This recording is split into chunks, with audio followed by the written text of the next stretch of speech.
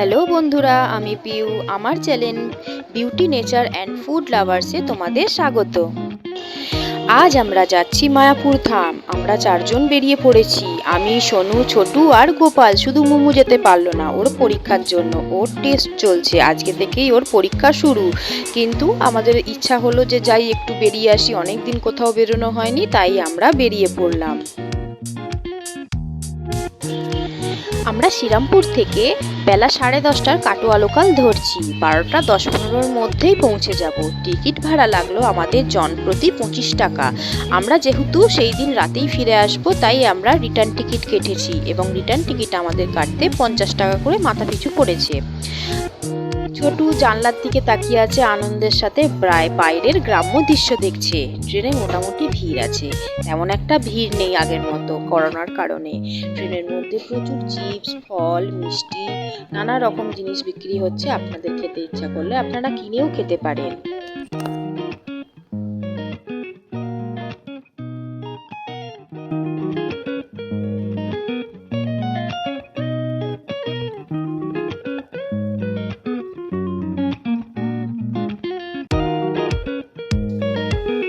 নবদ্বীপ ধাম নেবে আমরা পৌঁছে গেলাম টোটো স্ট্যান্ড, এবং টোটো স্ট্যান্ড থেকে আমরা যাব লঞ্চ ঘাটে।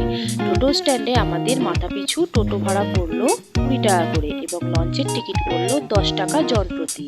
লঞ্চে উঠতেই আমাদের দেখা হলো ছোট্ট গোপালের সাথে। এক দাদা তাকে নিয়ে মায়াপুর ভ্রমণে যাচ্ছেন। লঞ্চ থেকে বাইরে নদীর দৃশ্য খুব সুন্দর লাগে, যেন মন ভরে যায়।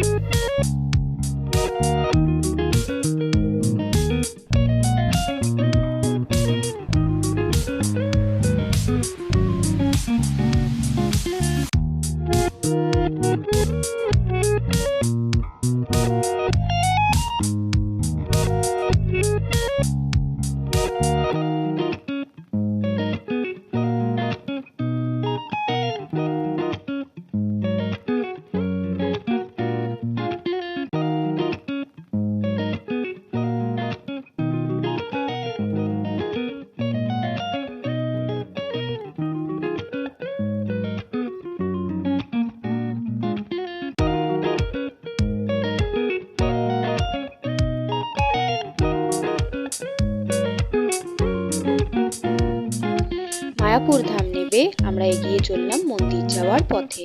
দুপাশারই অনেক দোকান, কোথাও খেলনা, কোথাও পূজা সামগ্রী, কোথাও আবার সাজগোজের জিনিস, খাবারের দোকান, অনেক কিছু, যেন দুপাশারই মেলা বসেছে। আর তার সাথে রয়েছে মঠ এবং হোটেলগুলি, যেখানে আপনারা চাইলে থাকতেও পারেন। হোটেলগুলির ভাড়া হচ্ছে 400 থেকে 500 টাকা থেকে শুরু।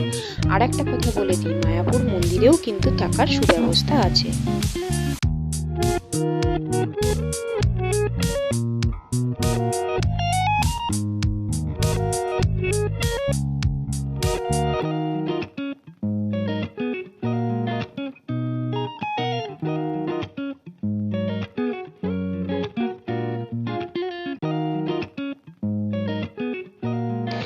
তারপর শেষমেশ চলেই এলাম শ্রী মায়াপুর চন্দ্রোদয় মন্দিরে। মন্দিরে প্রবেশ করা মাত্রই মনটা ভালো হয়ে গেল, সারা দিনের ক্লান্তি যেন দূরে চলে গেল। সামনেই রয়েছে অখণ্ড হরিনাম সংকীর্তন, মানে এখানে সবাই এসে, যে কোনো মানুষ যারা সংকীর্তন করতে চান তারা নিজের মনের আশা অনুযায়ী সংকীর্তন করতে পারেন। তার পাশেই রয়েছে বড় বিল্ডিংটি, যেটি তৈরি হচ্ছে।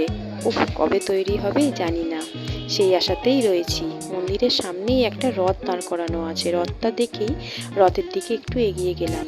রথটা সাজানো রয়েছে, কিছুদিন আগেই রাস পূর্ণিমা গেছে। আমার মনে হয় রথটা সেই কারণেই সাজানো হয়েছে, যাতে রাধাকৃষ্ণকে নিয়ে ঘোরানো যায় এবং রাধাকৃষ্ণকে ঘোরানো হয়। আর এইগুলো হচ্ছে মহাপ্রসাদ কাউন্টার, মানে এখান থেকে আপনারা ভোগের টিকিট কাটতে পারেন। ওখানে সোনু দাঁড়িয়ে আছে এবং চারদিকটা ভালো করে দেখছে।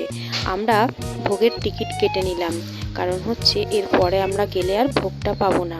আমরা 40 টাকার মূল্যের ভোগের টিকিটটা আপাতত পেলাম।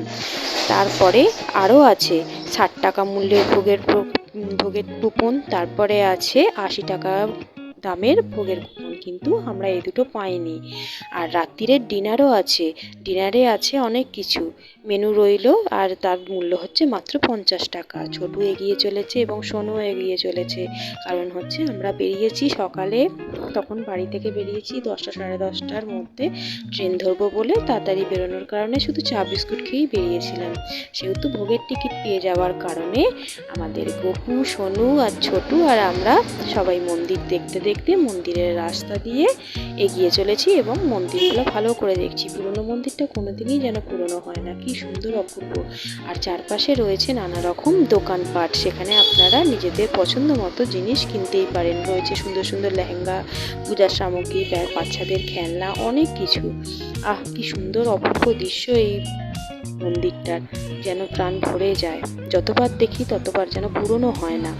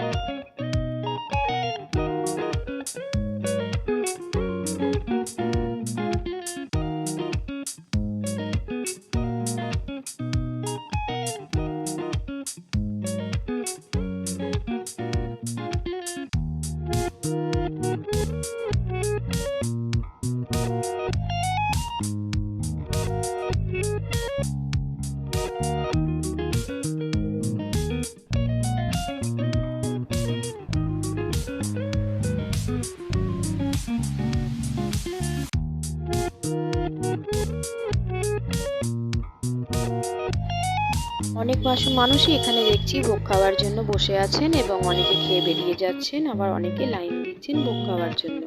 তো আমরাও সেই জন্য ভোগের কোথায় লাইন পড়েছে দেখার জন্য এগিয়ে গেলাম।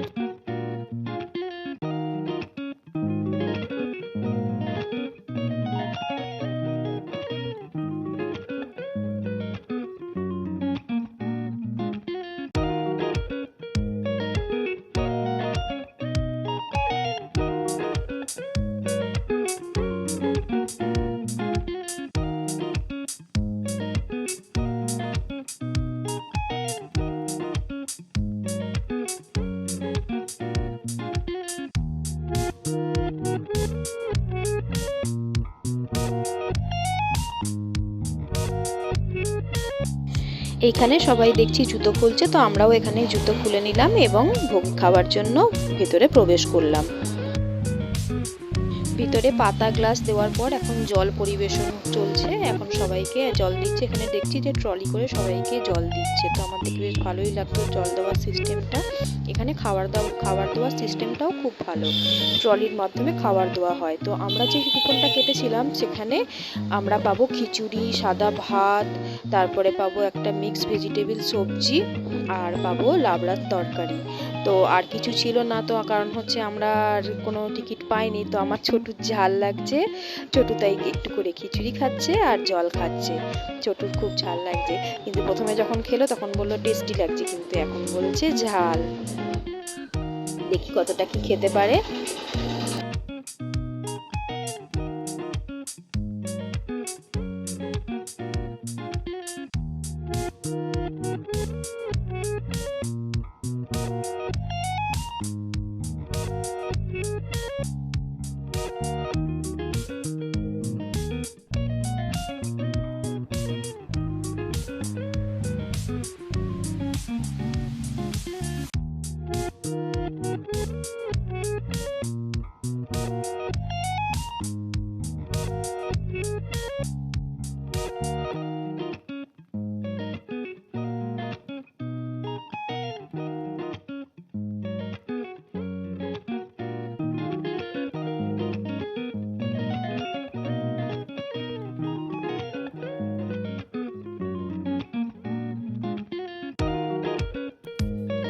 সাদা গরম ভাত পরিবেশন করা হয়ে গেছে, এরপর আসবে মিক্স ভেজিটেবল একটা সবজি।